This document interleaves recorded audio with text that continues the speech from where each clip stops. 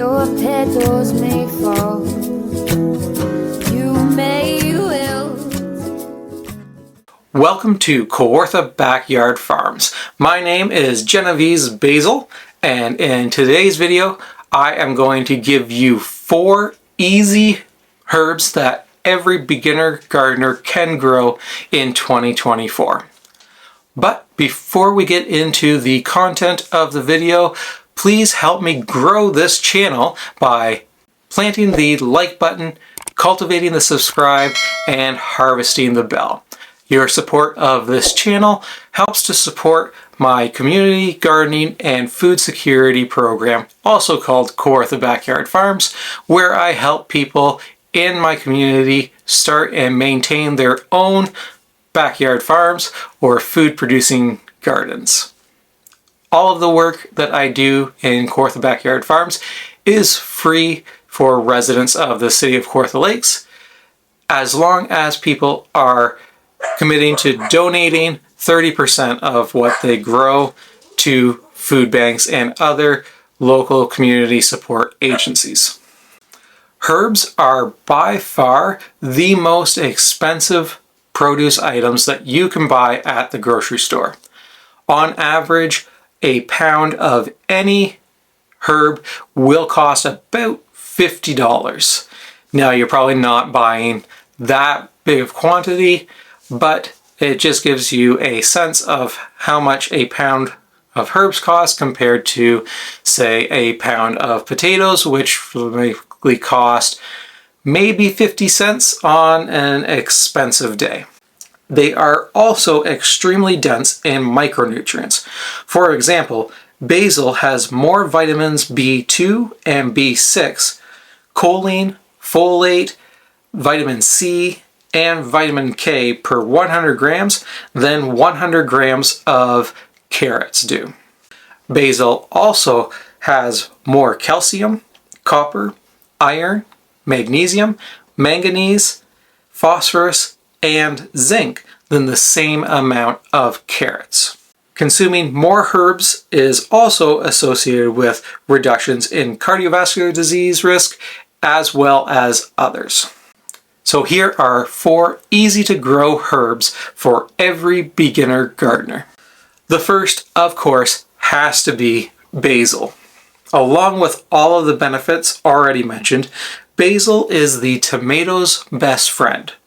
Planting basil near tomatoes can help deter pests from attacking your tomato plants. It is also handy to grow them near tomatoes for when you are harvesting your tomatoes to make pasta sauce. This is one strategy that I like to use when growing many other crops in an intercropping system as well. Tomatoes and basil are one example, but another that I'll often plant together are peppers and onions. And root crops are also great to plant in a similar location of the garden, as it helps when you are harvesting, putting them away for storage, as well as when you are going to be making root veg dishes. Basil can be started indoors and transplanted out later, or directly seeded into the garden. If you are trying to time your basil with your tomato harvest, plant basil 15 to 20 days after you transplant your tomatoes. Next up is cilantro. If you're someone who has the unfortunate genetics to make cilantro taste like soap, my sincerest apologies. This tender herb is delightful in salsa, salad dressing, rice, pasta, and many other dishes. Cilantro has the benefit of also deterring many common garden pests like aphids, potato beetles, and spider mites.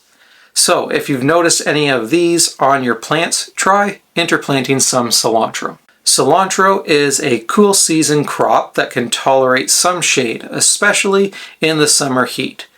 You can actually eat more than just the leaves.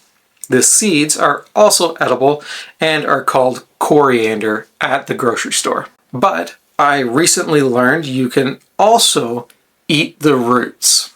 Here's a recipe for a cilantro root paste. I'll be trying this one later this season, so make sure to subscribe to see how that turns out. A word of caution if you are going to grow cilantro.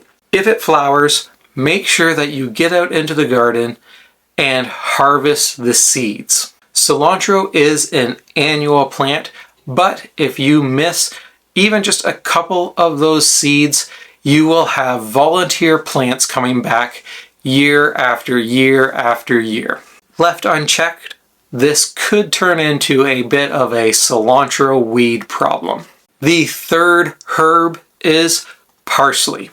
This is another cool season herb that you can grow, especially if you enjoy Mediterranean style dishes. As with many other herbs, parsley is also a great crop to grow to deter pests, particularly the asparagus beetle. Plant your parsley near asparagus, carrots, chives, corn, onions, and tomatoes in your intercropping plans.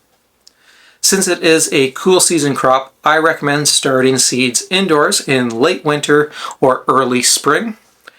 Seeds can germinate between 10 and 24 days. So start them between 4 to 6 weeks before you plan on transplanting them out into your garden. Finally, we have dill.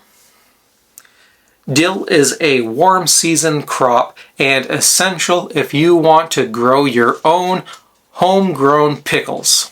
As a pest control crop, dill is also known for attracting beneficial insects like ladybugs, hoverflies, lacewings, and parasitic wasps.